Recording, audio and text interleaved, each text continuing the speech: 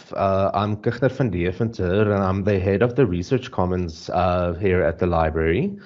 And I'm also part of the Research Week team. So I will be at each of the sessions, but I'll also be presenting a few.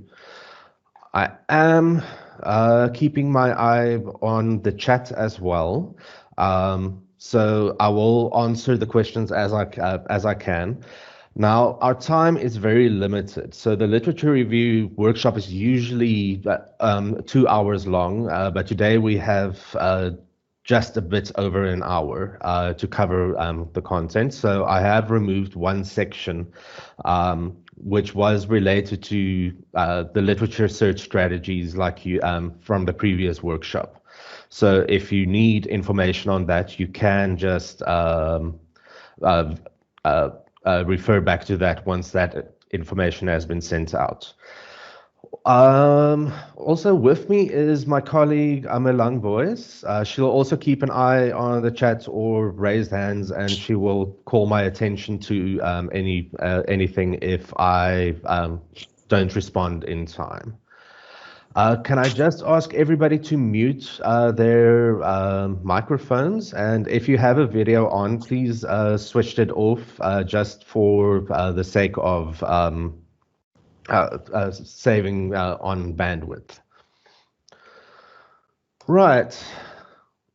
So today's session is, oh dear. Let me just go back one. Is on the literature review. And as I mentioned, it's going to be a very, very speeded up session. And the aspects that we're going to cover is with the outcomes that we want is that you guys have an understanding of what a literature review is and what is the purpose of a literature review. Excuse me. And yeah, the following steps are the steps that roughly could be ascribed to any literature review. So selecting a topic, searching the literature, developing the argument, surveying the literature, critiquing the literature, and then writing the review. So the step that we're going to skip in this webinar will be the searching the literature section. So just at the basics. To get started, here's a very neat definition of what a literature review is. So a literature review is a critical evaluation, summary, and explanation of the complete and current state of knowledge on a limited topic. So to break down that definition, is also in itself an answer to why a literature review is necessary. So yes, it identifies the gaps, avoids reinventing the wheels. So you might come up with a great idea, and then once you've done the literature review, you will see that somebody might have already covered what you want to do. So that shouldn't necessarily be something to dissuade you. It might just force your hand to take your approach and maybe focus it on a different aspect. It builds on a foundation of existing knowledge. And yes, this is the greatest way for you to find other people working in the same field. Once you start with your literature review and going through the relevant literature, you're going to start identifying important names. And these are the scholars and researchers who produce the most seminal works in your field of interest. Also, it demonstrates the depth of your knowledge. And that is why a literature review can be a painful process, especially if there's a lot that's been written on your topic. And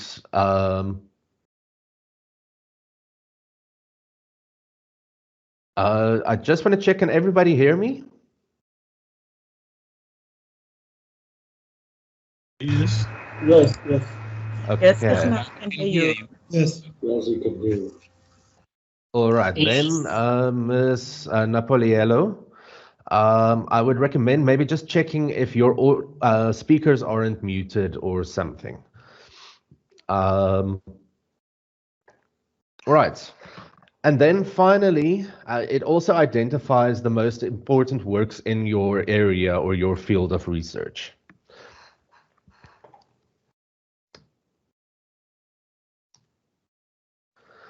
So now the how-to. These are the different steps that that I outlined earlier. Starting with selecting a topic, then searching the literature, developing the argument, surveying the literature, critiquing the literature, and then writing the review. So step one on selecting a topic, and this is fairly basic, and this is not something I'm going to cover or really cover here, because this is something that you will most likely discuss with your supervisor, or with your promoter. Sorry, and this is, yeah, we will just give a brief overview.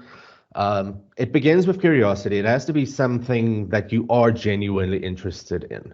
I think a lot of people often start research on a topic because it's just something that hasn't been studied before or hasn't been focused on that much, but it's not necessarily something that you're passionate about. And I really do think there has to be some kind of passion or real interest in finding in getting to your topic. But yes, work with your supervisor and your lecturer to help define your topic if you are not assigned one, which is more directed now at undergraduate students. In this line, Mr. Martin, I see you're saying I'm struggling to get information pertaining to my topic.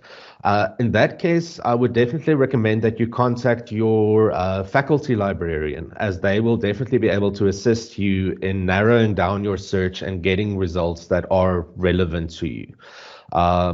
So please feel free to send me an email afterwards, and I can refer you to the relevant faculty librarian. Right.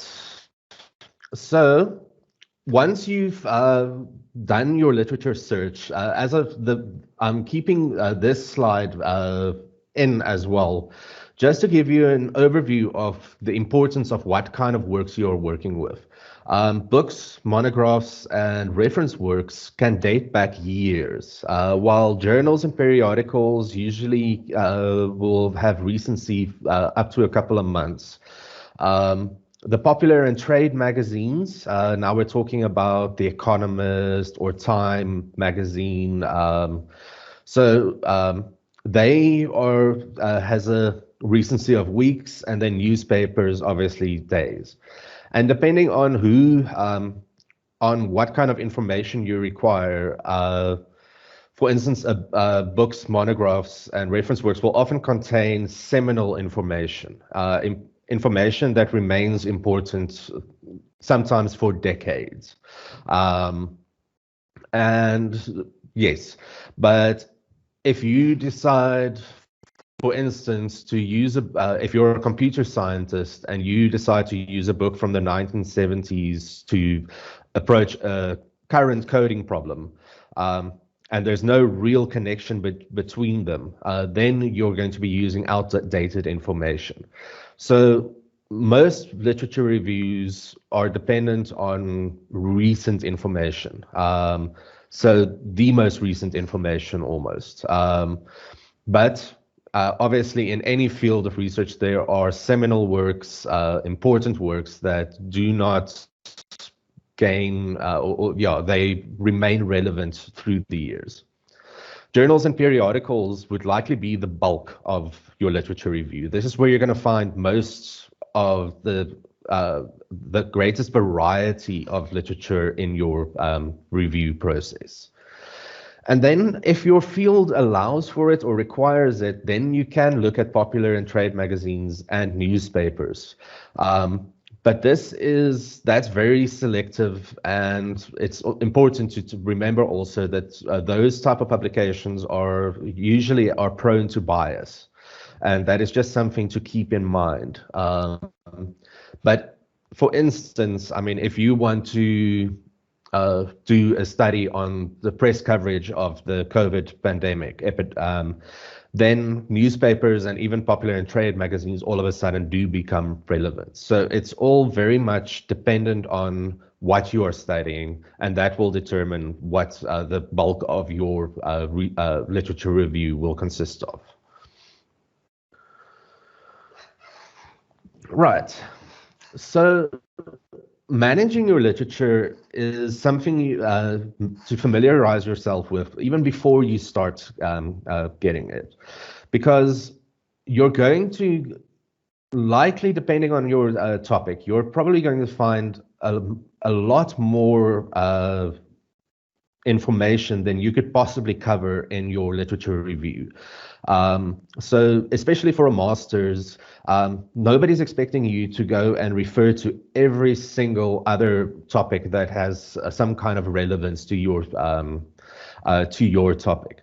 So you have to narrow it down, and you have to determine what is the most important data for your literature review. So there's an and here is a suggested inclusion and exclusion table that will help you manage your literature. Then the reference managers like Mendeley that we have available. These allow you to collate your literature and make referencing easy and just a lot more simplified. And then skim reading. At the same time, sorry, I think somebody is unmuted. All right, so, and with skim reading, that's the best way to scan through literature, because you obviously don't want to thoroughly read through an entire article just to realize, okay, wait, this wasn't really relevant to me. So here is the inclusion-exclusion criteria table, and also just to mention now, this PowerPoint will be made available afterwards. I will send out an email a bit later in this afternoon with a link to where you can access the PowerPoint. So it's a good way to break down the various articles or sources that you have found. So the first breakdown would be the authors and the year. And here, I mean, obviously relevant authors that you are familiar with, that you learned throughout your undergraduate studies to be experts in the particular field. That would be a great way to already determine these authors are important. The year of publication is important again, because newer research will always take precedence over the older research in most cases. Then the purpose of the study will give an outline of what the aim was, what they aimed to accomplish. So here it was to test a model to predict the likelihood of older women leaving homelessness based on individual factors and so on. Then the methodology, which is very, very important, because you'll likely want to look for alternative similar research methodologies, but also some alternatives, something that might change your approach. But this will be another way to see. So here the method is quantitative questionnaires designed around variables in 10 broad predictor categories. And the sample is 201 women in New York City. And that's also an important thing. And because a lot of articles and a lot of public research that gets conducted often has a very limited sample range. And so this is an important factor to consider, and it will also might give you an insight on what kind of sample size you should look at, depending on exactly what it is, what you want to determine. And then obviously the findings. If the findings are related to your topic, or if it is counter to your topic, if it's even if it's something that is goes against what you will ultimately consider to be your hypothesis. These are important, even those will be important sources to consider and keep for your literature review, as the literature review is ultimately not just cannot just consist of those sources and that information that agrees with your research or with your thesis. You have to think and go broader than that, because otherwise there might be, again, author bias might become a factor. Right, so this is the literature review synthesis table, and as mentioned, the PowerPoint will be made available. So if anybody wants to copy at least the headings and create a similar one. So reference management tools, I'm just going to scan over this. We do have several workshops on Mendeley available as well. There's even a session on Mendeley tomorrow afternoon that I will be presenting. So if you are interested in learning more about it, if you haven't used it at all, or even if you just want to get or brush up on your understanding of the program, you're welcome to join tomorrow. So the Skim Read. This is a very important skill to learn. It will save time because, yes, as mentioned earlier, you don't want to waste time by reading too intensely on an irrelevant topic or article. So, yes, you'll look at the basics of the title, the author, the journal, the date.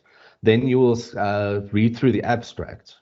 If it's a textbook, have a look at the table of contents. That's a great aspect to look at. And then look at the introduction and conclusion.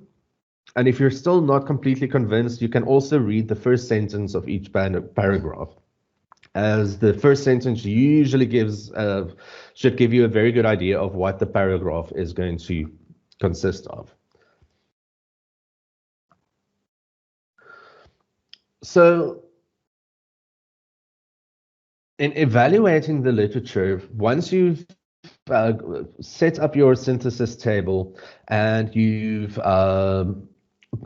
scanned through the literature and skimmed through the literature, and you found the ones or the literature that is most relevant to you, to your topic, that is when you'll read in depth.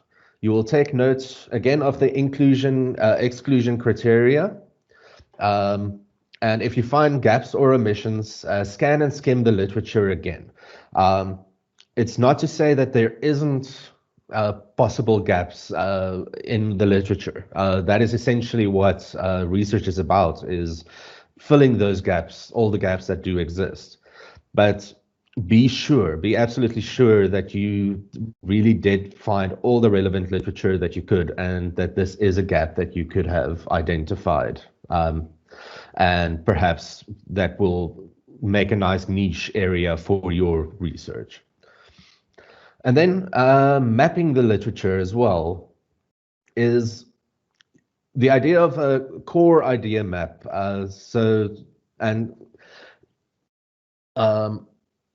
It allows you to create an outline, a mental map almost of the literature that you are working on at that time, getting the key ideas and highlighting them. And this will be another way of identifying relationships between different sources.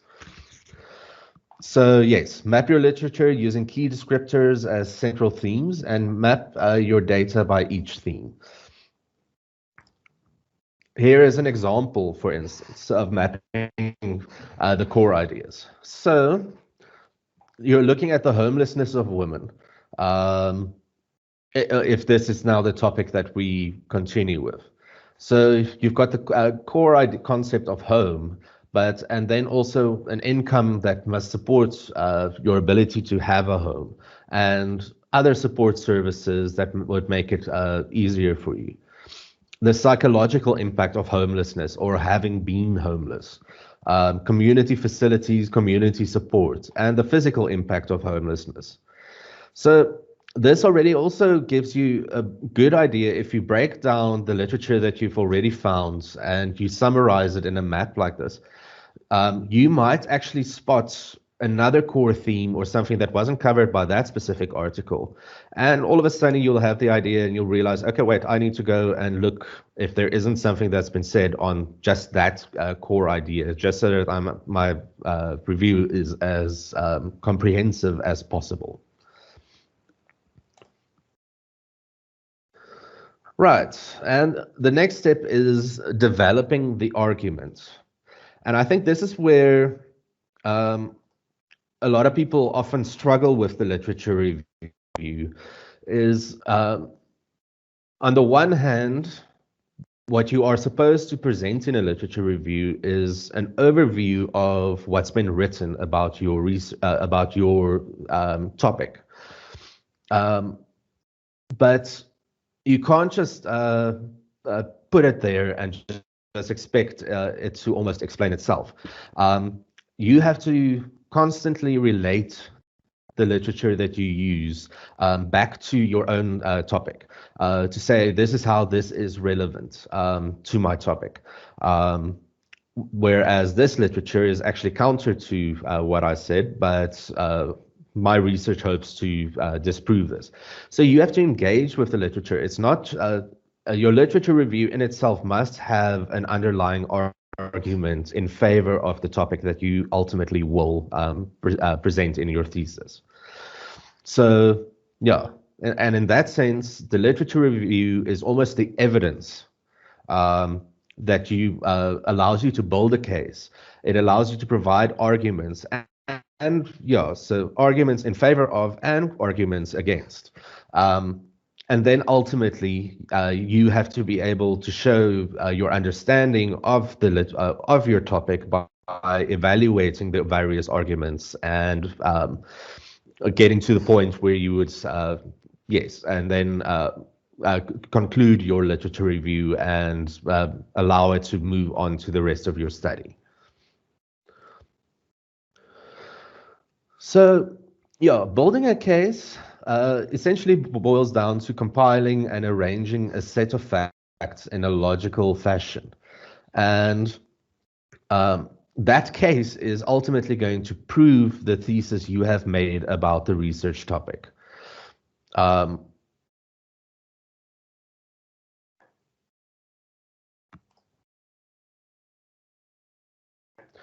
here's an example. And this, yeah, it could actually even be relevant today because the rain is coming again tomorrow. But yeah, if you have to decide on what you're going to wear to campus tomorrow, it's a very, very basic example. But yes, you're going to first look for some physical evidence, and you're going to check outside and you'll see that clouds are gathering.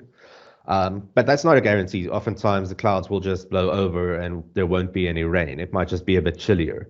So you'll check the weather forecast. And on the data that you have gathered, you will decide what to wear. And it will also determine if the rain is likely, and that will influence your decision to wear a raincoat and take an umbrella along. And in the same way, this is the literature review is the process by which you build the same kind of case. You gather the evidence for your thesis. And with that evidence, you are able to then decide how to take the rest of your research further. It's a continuous process. You might wind up reading one article that might even end up changing to some extent how you would like to approach your research or an aspect of your research, whether it is related to sampling or the methodology. That is how it can happen. Okay, I see somebody asked for the previous slide. Yeah, and again, so yes, it's you compile and arrange a set of facts in a logical fashion. Um, so as I mentioned as well, you can't just say, okay, this is what researchers A and B say, and this is what researchers C and D say. They don't agree with each other. That's not enough. You're going to have to say more. Why don't they agree with each other? Where do you stand on the disagreement? That's the kind of engagement that you have to portray. It cannot just be a summary. A literature review cannot just be a summary of what's been researched in your field. You should expect from yourself to provide more than that. Right. So the argument. And the argument will the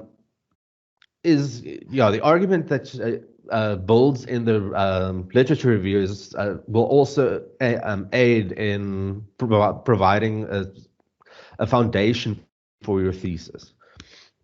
So an argument's definition is a logical presentation of evidence that leads to and justifies the conclusion. An argument of discovery discusses and explains what is known about the subject, and an argument of advocacy analyzes and critiques the knowledge gained from the synthesis of the data. An argument is not meant to overpower, but rather to convince. As mentioned, so it's a logical set of claims that are backed with reasons. And in this case, your argument will be based on the various reasons. Reasons A, reason B, reason N. And those reasons are, in terms of the literature review, that's the literature that you've reviewed. So it's those set of facts that you've compiled that you have based your evidence on, or they're the evidence that you have gathered. And from that evidence, you develop the argument. It's either a basic argument, one of discovery, saying, okay, wait, there isn't a lot of agreement here, but I might have a new approach that might get us to a better understanding of the topic.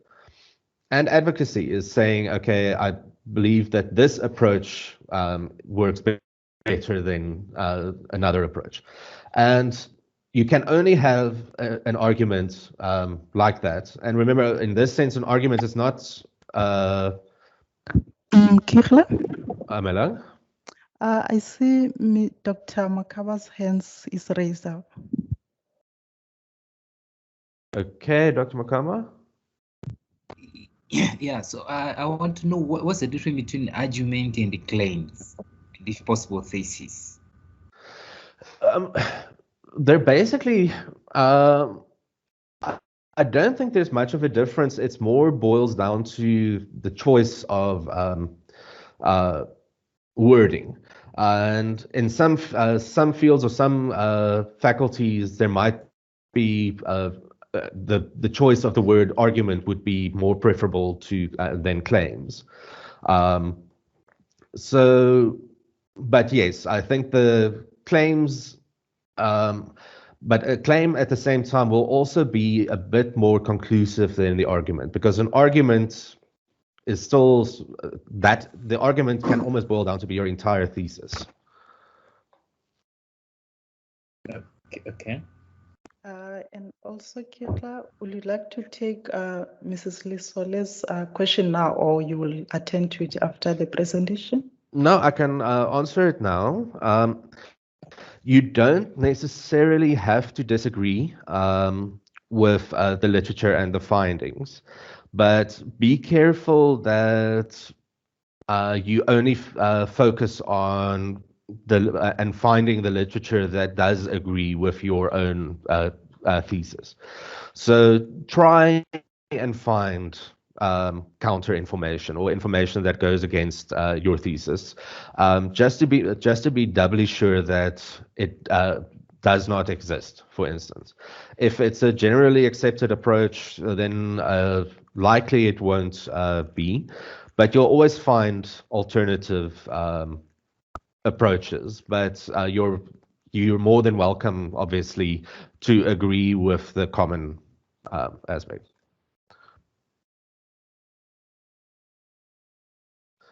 See, my colleague Haila also posted a difference here. As nouns, the difference between claim and argument is that claim is a demand of ownership made for something, e.g. claim, ownership, claim.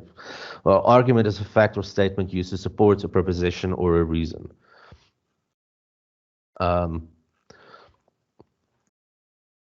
Yeah, so in a broader sense, I think that does make, yes, that definitely summarizes it. All right, but to move on, so the arguments that get made and the arguments that you might have identified in the literature that you've read must also be evaluated, and not just necessarily your own, just be based on your own arguments that you are formulating. So, and here we do actually have the difference between the different statements. So the claim drives the argument. It's declarations of a proposed truth, and generally they seem to be considered accepted claims at the time. So I apologize for my previous jumping around on the notion. I see here. Sorry, Kirchner. Amelang. I see Polici's hands is up. All right, let me just finish this slide and then I'll give you a chance to ask your question. Right, so yes, in evaluating the argument, the claim drives the argument. The evidence is the data that supports and defines the claim, and it's and the validity of whatever claim you make will depend on the evidence. Oh no, come on.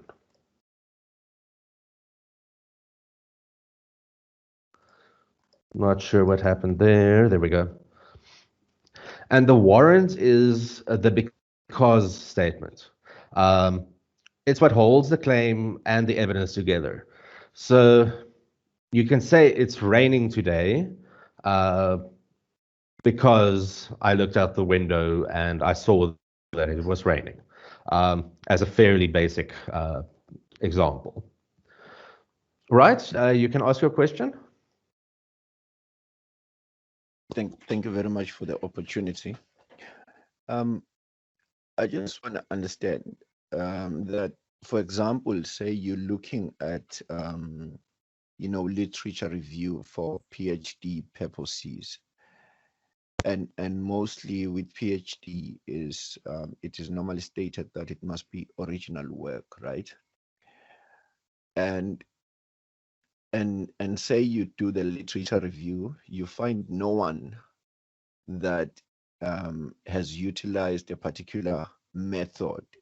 Say, for example, if I'm doing maybe yield forecasting for power solar plants, and no one has used a method such as reinforcement learning, but reinforcement learning has been used for forecasting in stock exchange. Can someone argue that I cannot use the method because the method has been applied somewhere else, but not particularly on this field? Can anyone argue like that afterwards and say maybe my literature review wasn't enough because on the stock exchange such a method has already been used? I don't know if my question is making sense. Let me see if I understand it correctly. As long if you can, if the only place where you can find any literature on the method that you are talking about as related to the stock exchange, but you want to relate it to solar or wind power, if I'm correct now, or and yes, but that will also, again, that will be a component of your literature review. You have to say right, there is absolutely no evidence of this approach having been applied to solar energy, but there's a lot of evidence on how it's been used in the stock exchange that it could perhaps be relevant. Okay. Okay. So, yes. So, and I mean, that would be your hypothesis almost, and that will be what you will have to end up proving, I think, with the rest. But yes, that would definitely, and I mean, obviously, then you will have to give quite a thorough overview of how it was applied to the stock exchange, and then additional literature could perhaps outline how this approach from a completely different field could be related back to a different field. Okay. That's clear. Thank you. Okay. I see a question here. Is the claim the same thing as the hypothesis? Isn't it risky to have a claim for the openness of the search in the way that the research will be biased on the claim before even reaching a conclusion? So, yes, that is something to be careful about.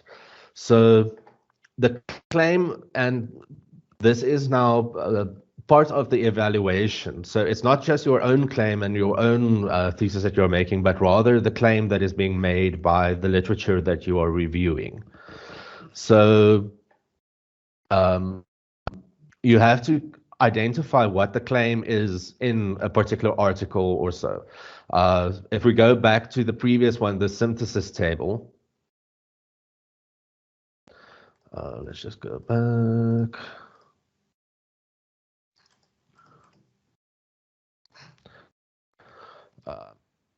I'm just going to end the session. Kom nou.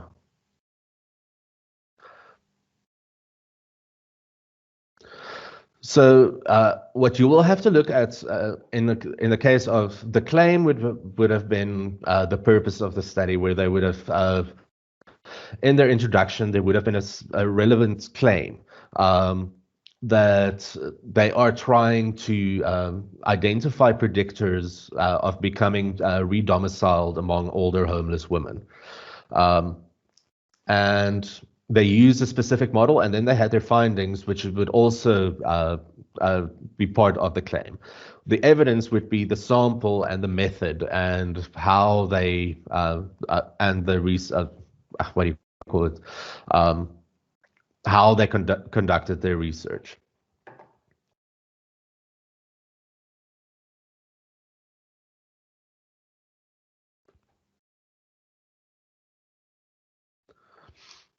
Right. So yeah, here's a short little summary of just, again, getting your understanding of what the claim should be, and or what the claim can be understood as. It says you should not cross a street. That's the claim. The evidence is the traffic light is red, or there are cars going over and it's a zebra crossing. And the warrant would then be that there's an unstated rule that if there's a red light, it means you have to stop. You cannot cross the street. So in the same way, whatever claim you would identify in the literature that you are reviewing must be supported enough by the evidence that there's a logical warrant for you to find relevant in your own way.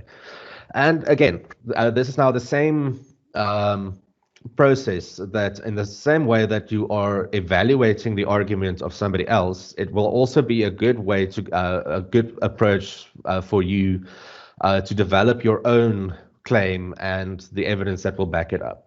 So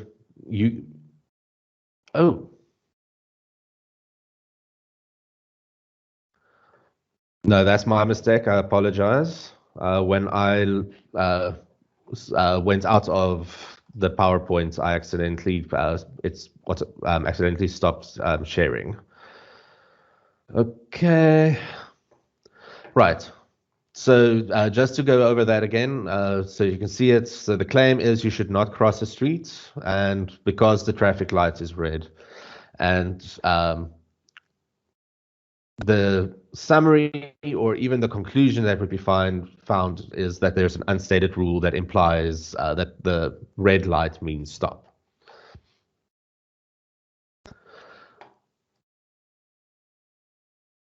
And ultimately what it boils down to is that the argument propels the claim.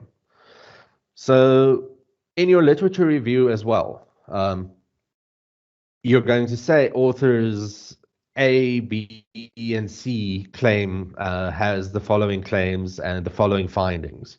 And this is in line with what I hope to do or conduct in my own study. And based on the evidence that that the approach that they utilized was successful, I believe I can also, it points to a potential success in my research approach.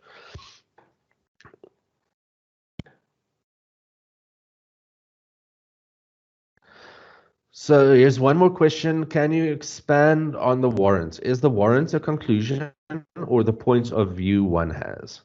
No, the warrant, as shown in a previous slide, it ties the claim and the evidence together to an extent. So let's just go back to that.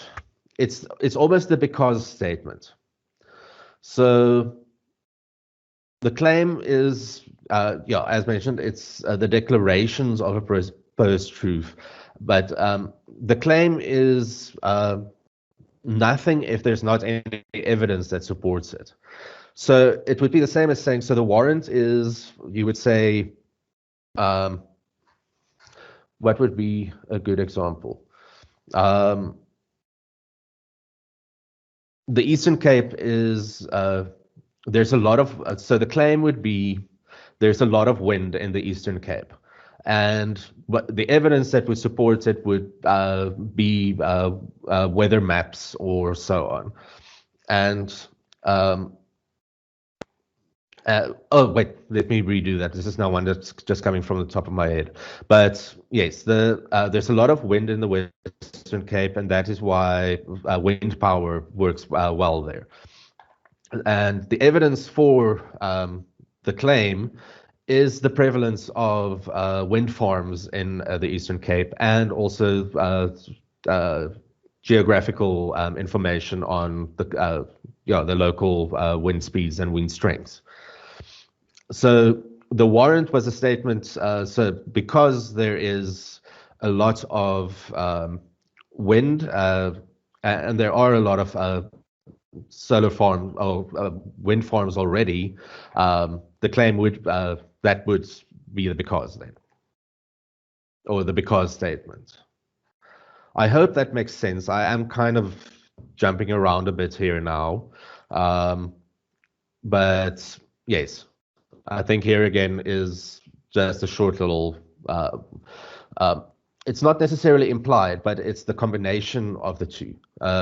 So you have your claim, you have the supporting evidence, and so because the light is red, that means you have to stop, in short.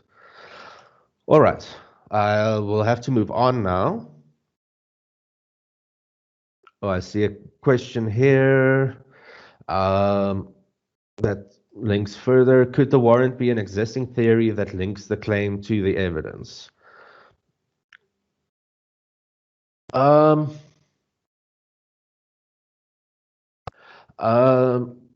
Governor, would you maybe like to expand on the question?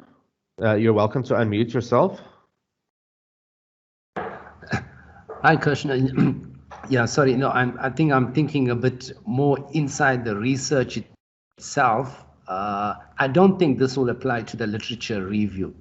I think more in your sort of your own arguments that you're building inside the research, where you're making some claims with evidence and backing it up with some theory, existing theory. I'm not too sure if this will apply in the literature review. I think, well, even can Can you hear me? Yes, I heard you. So I think in the literature review itself, it would even be a case that the existing the warrant could be that you could say, okay, so the theories espoused by Freud were based on the various evidence or the evidence that he collected over his lifetime. And it's also so the evidence and the claims that Freud made became the warrant almost. So I'd rather say that the theory and dependent on what field you are in, what theory you're using, would rather form more, and yet not. No, I think you're actually right. I think it's, can you hear me, Indran?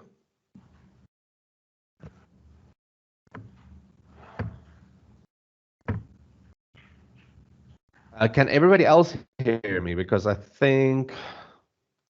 Yes. Yeah, Yes, we can hear you, Kirchner. Yes, I can hear you.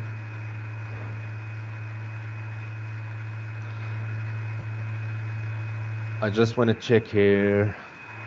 But yes. Okay, so just to go, yes, I think that is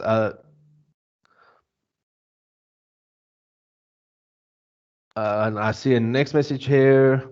But as I understand it, is the literature review supported my evidence and warrant?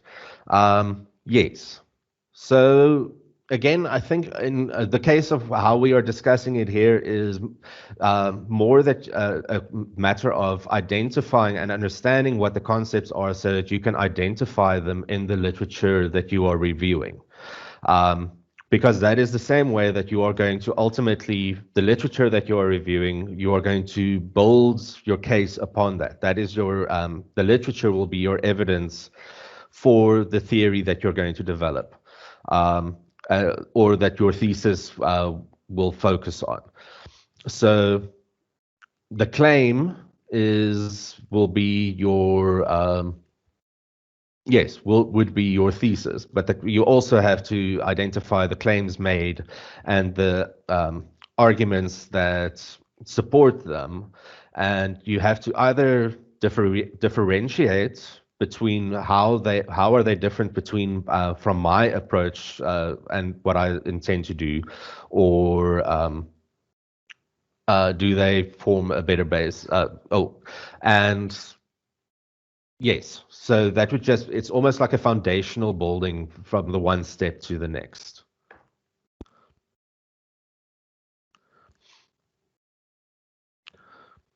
So, yes, and this is where the surveying of the literature would be the next step. Once you've evaluated the literature and now you've identified the works that you are going to include in your literature review, based on your evaluation of what you've read or the previous steps that's been covered. So you're going to assemble the data that's been collected, and this has already been done in step 2. Mendeley might have aided in creating the summary, or the synthesis table would have. And yes, that's then synthesizing the information. That is the next step where you will complete your table.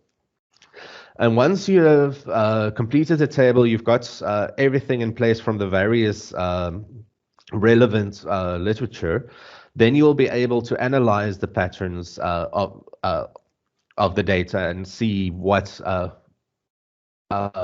yes, you will be able to determine links between the different sources. So in evaluating the literature, again, this is where you, it's a critical approach. You have to,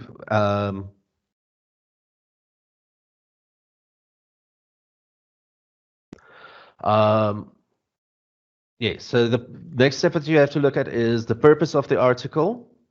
Why was the article written? Was it to persuade the reader to do something, to inform the reader, to prove something? And then, yeah, what type of audience are you looking for? What kind of journal is the audience, or what kind of audience is the journal written for as well? Is it a scholarly journal? And for what type of reader is the author writing? Is it very, very scientific language for just for people within your view, or within your field, or is it for a broader audience? Is it for the public? You have to look at the organization and content. Is the material organized and focused? Is the argument or the presentation understandable? And is it original research, or is it a review of previous research, or just an informative piece? And by the way, this review of previous research, there's a lot of reviews out there that are really great stepping stones to get you even started. So you'll find a lot of articles are just a summary of what's been written on a topic. And obviously then the author's own interpretation thereof. And these are great sources, firstly to get an idea of how a literature review should be structured. But if it's in your field of interest or your field of research, it will also give you a nice reference list to refer back to. And then, yes, the next step is be cognizant of bias. Does the publisher or the author have a bias? Is it a recent publication, or is it a bit older, or is it a timeless piece? A timeless piece would again be a seminal piece of work that forms the foundation of future researchers or research. The author, look the author up. Don't just assume that because they published an article in a peer-reviewed journal that the author is well known in the field. So go and look up what else have they written, because that could also be additional sources and information for you to look at. What is their employment history? That could give a fairly decent idea of what kind of weight should be afforded to this author's views. Yeah, any awards that have been won. I don't think this is necessarily essential for each, for every single piece of writing that you're going to review. Simply because that would also take up a lot of time. But I think if it's an unknown author and you really either disagree with what's being said or agree with what's being said, that is where you will investigate a bit further. And then usefulness and coverage. Is the article relevant to the current research project? And does the article cover the topic comprehensively, partially, or is it an overview? So again, and a lot of times the topic can become, you might only find a small section of literature as relevant. You don't, so, and that is perfectly acceptable. But again, if there's a paragraph that's somehow contradictory to the rest of the article, or it supports your argument more, don't just use that paragraph and then kind of say that these people agree with you. So just be careful of that again, because that will again go back to the bias and personal bias that could develop. Right, so back to the inclusion-exclusion table. So the Skim Read allowed you to identify these topics. And then the next one would be the themes, the similarities, uniqueness, and the quality of the data are the things that will allow you to further evaluate the research or the literature.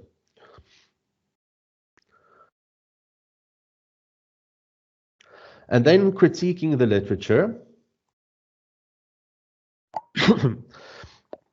And sorry, Kirchner. I'm Ling. Before you move on, I see Dr. Mukanda's hand is raised up again. Dr. Mukanda, just for, yes, wait, maybe I should just get your question now. Yes, when evaluating the literature, of course you can see the journal, and I know it's rated like impact factor, but other issues like author have been awarded or what? How will you know that this about the author is awarded or not, or issue like that? All things can be measured. How can you evaluate all the things? If I understand you correctly now, you're saying, how do you know if the author has been awarded, or is that right? Yes, exactly.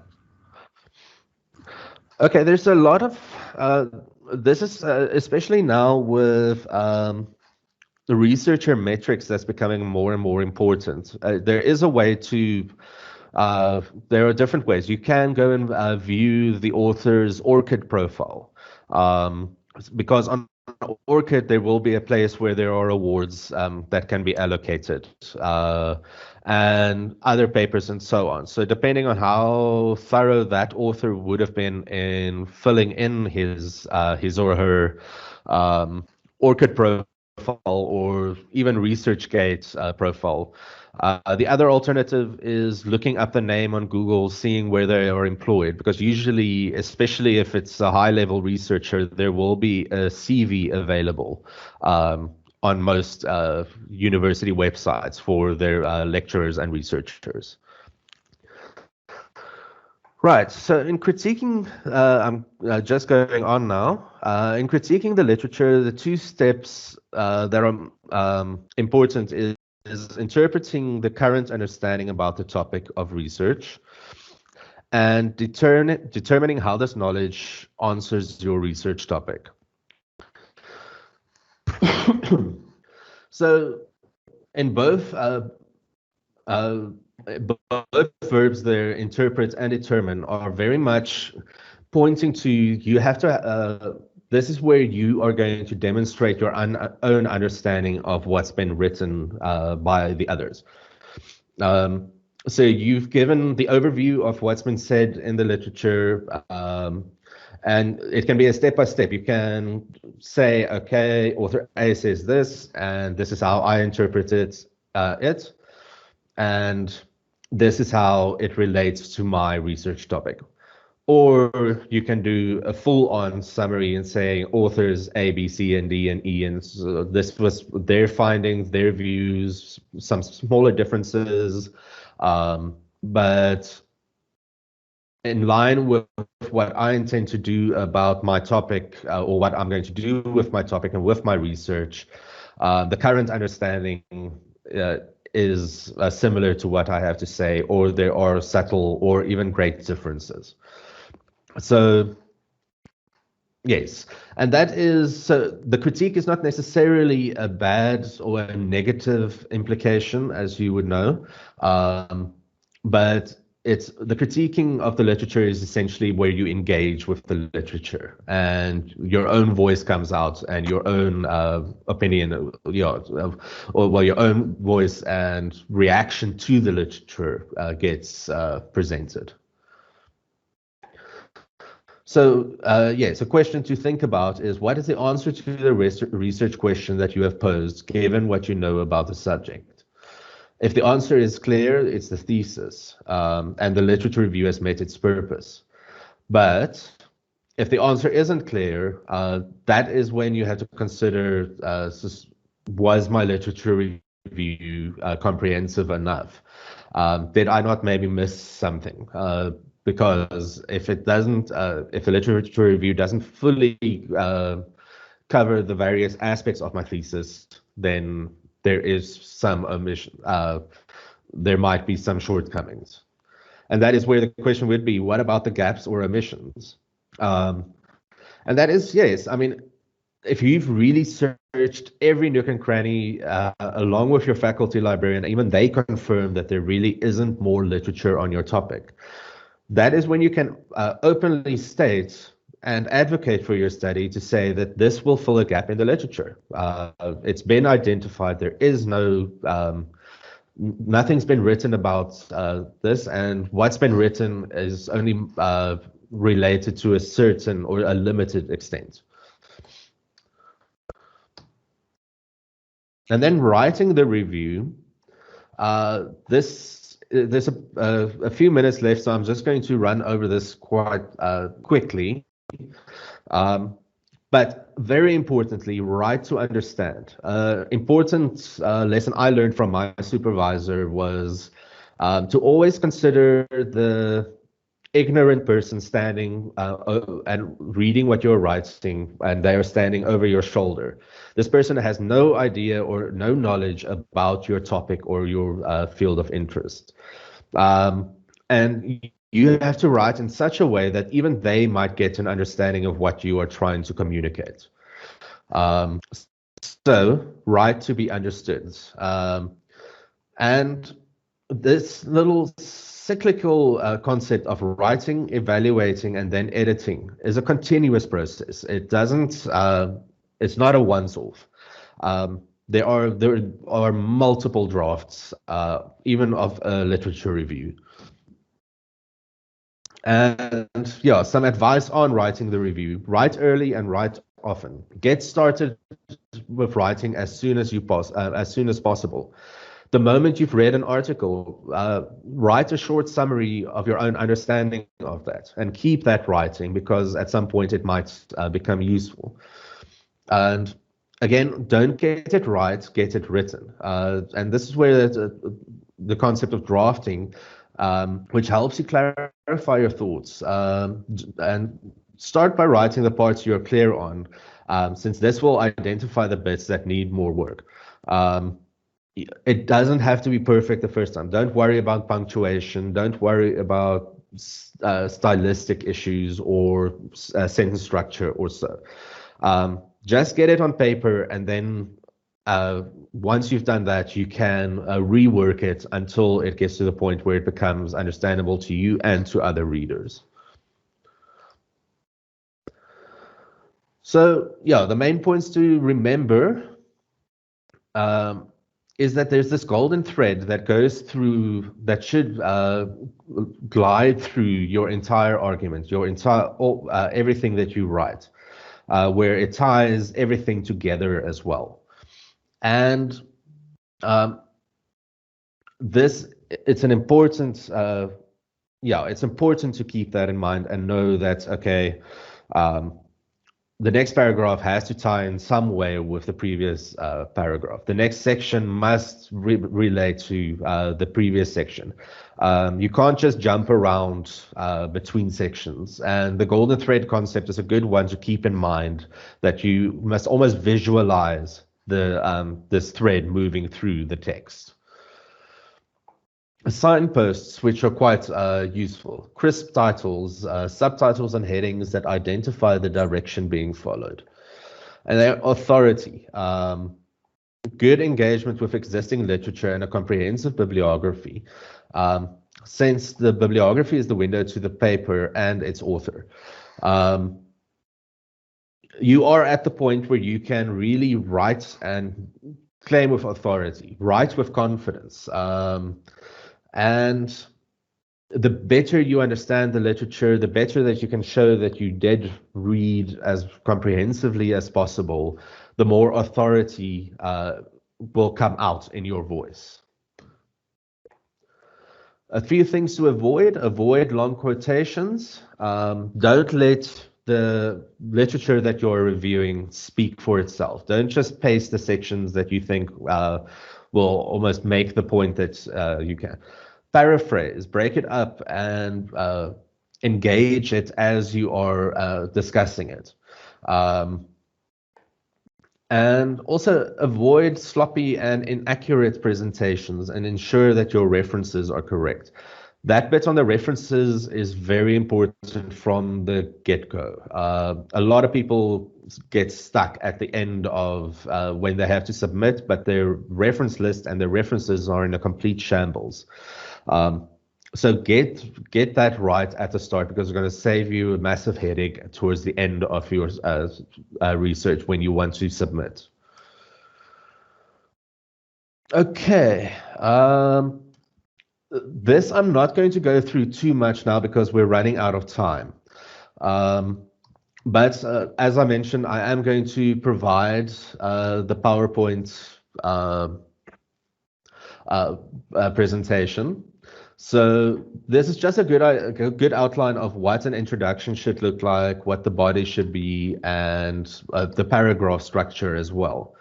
That you have your topic sentence, the elaboration, the evidence, and the link.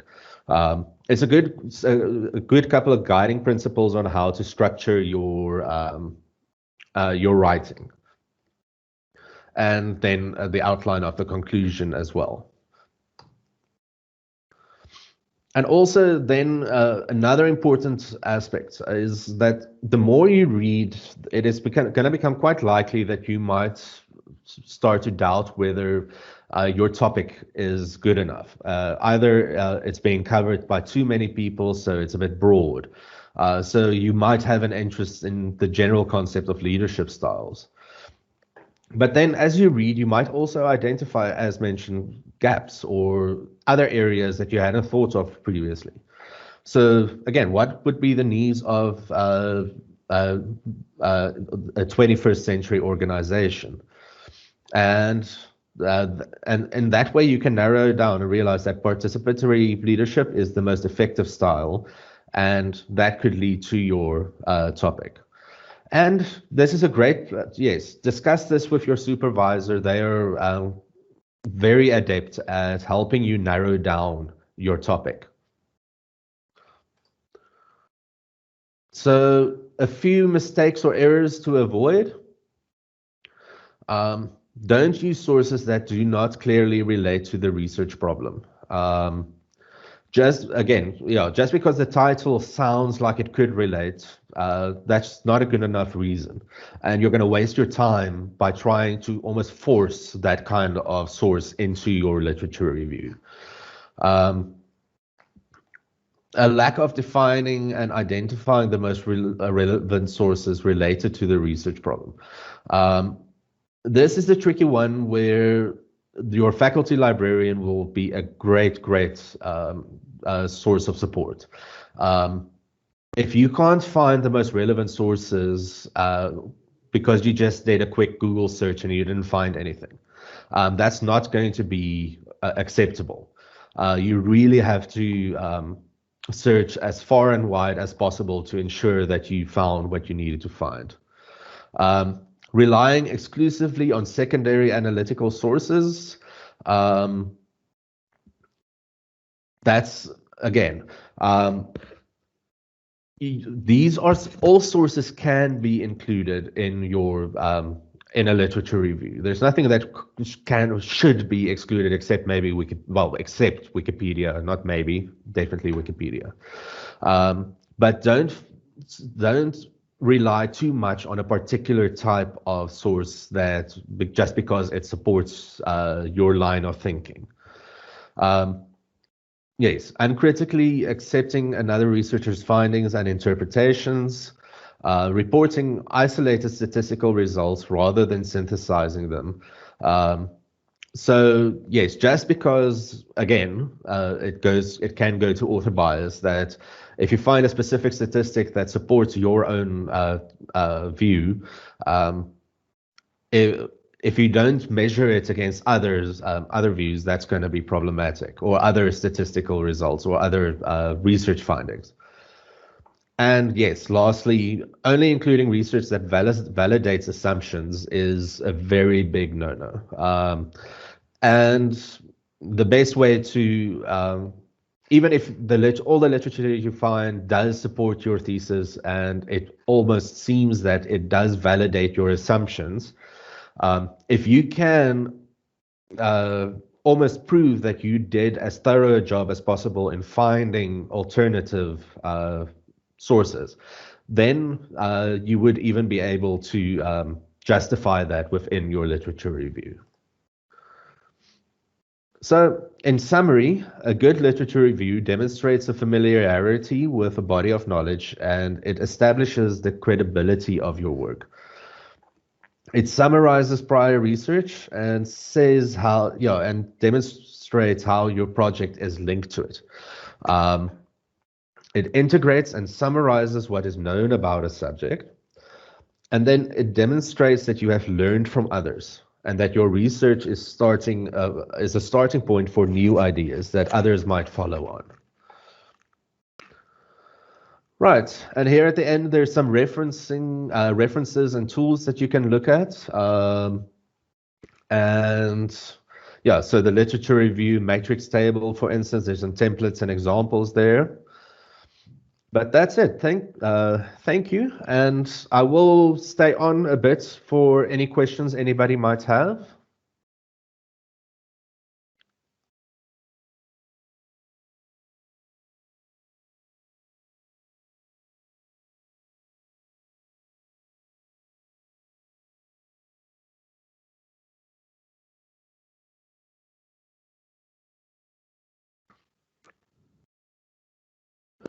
I see there's a couple of questions that I missed with regards to dates. What do you do if some of the good literature you find is very old?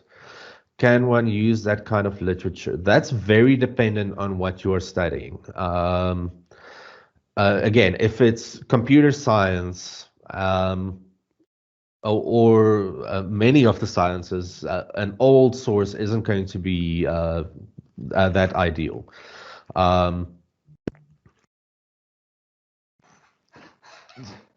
This way, how old is the literature accepted?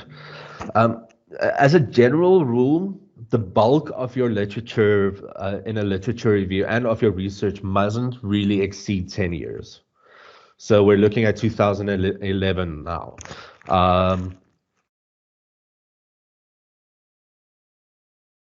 And yes, I think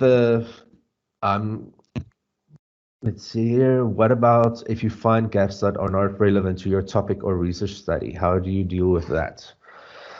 Well, I think, well, in that sense, if it really does not apply to your research, and it doesn't affect it, you can probably ignore it. But you could also say, okay, well, these gaps was noticeable, and maybe somebody else would like to take this as research for future, or future researchers might want to look at this. In the concluding chapter of most research theses and dissertations, there is a section for recommendations for future research. And that is a good place to identify the gap. You could say, well, the scope of this study was could not cover that gap that was identified, but it was identified, and you could maybe, somebody else could then take the research further. Let's see, a couple of messages. When will the PowerPoint be made available? A bit later this afternoon. I will send out a link for that. I'm a bit confused with the state of the art. Is it the same thing as literature review? Can you maybe just, if you want to unmute yourself, you can even unmute yourself, Ms. Napoliello, just to explain what you mean with the state of the art. Is it in terms of that your the literature that you're reviewing must be very recent?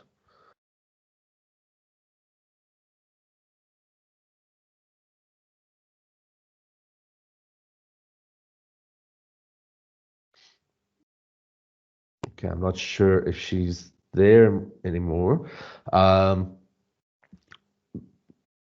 But yeah, I think a literature review is dependent on recent research. But again, if you are a history major,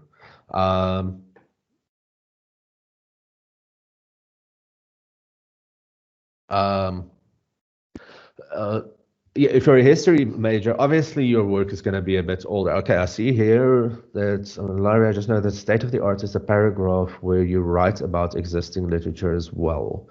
That would likely be in your introductory chapter.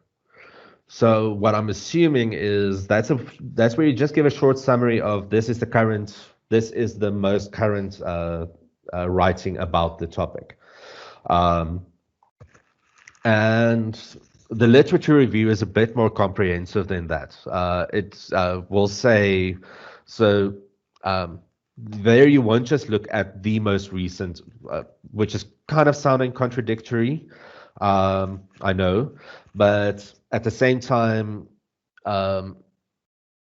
there will be seminal works that might need to be included in the literature review that won't necessarily be included in the short state of the art. The state of the art will probably focus on the current top names and researchers in that field and what they are currently saying, and will exclude what's been previously said about a topic, but that hasn't necessarily been disproved or disregarded. All right, any other questions?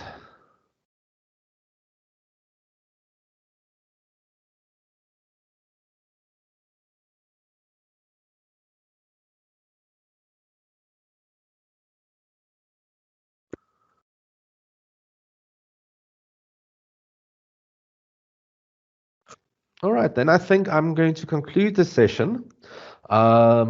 Thank you very much, everybody, and also for putting up with me when I jumped around a bit there. Oh, I see here's a question. Mr. Mahlobo?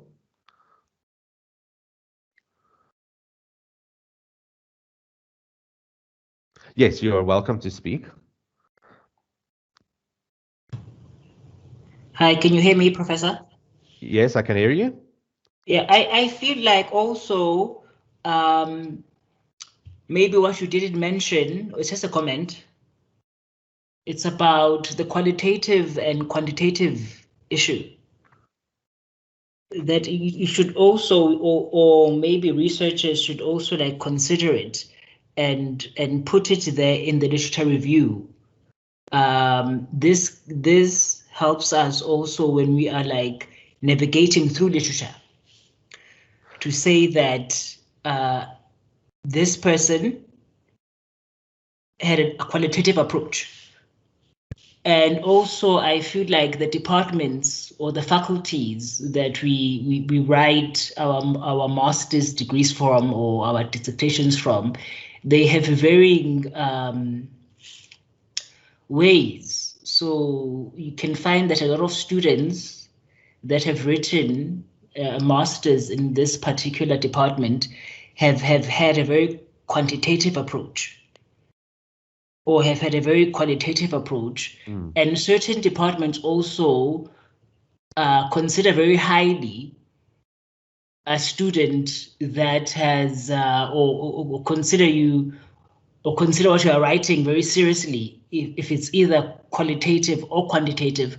So also when you're like navigating through literature, it's something to consider, whether this person was writing from a very qualitative point of view or from a very quantitative point of view.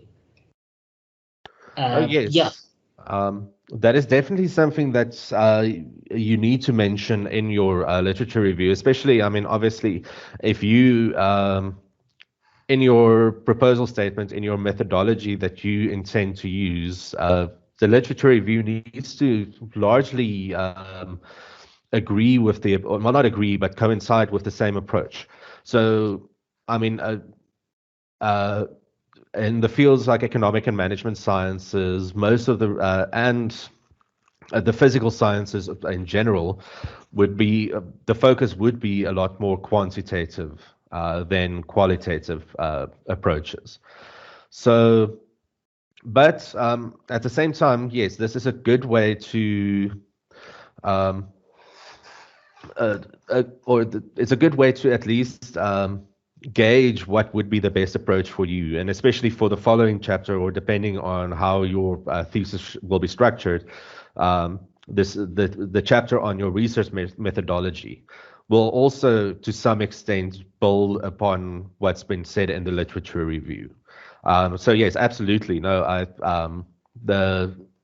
the nature of your research and the approach you're going to take is absolutely something that also needs to be prevalent in your literature review. Thank you.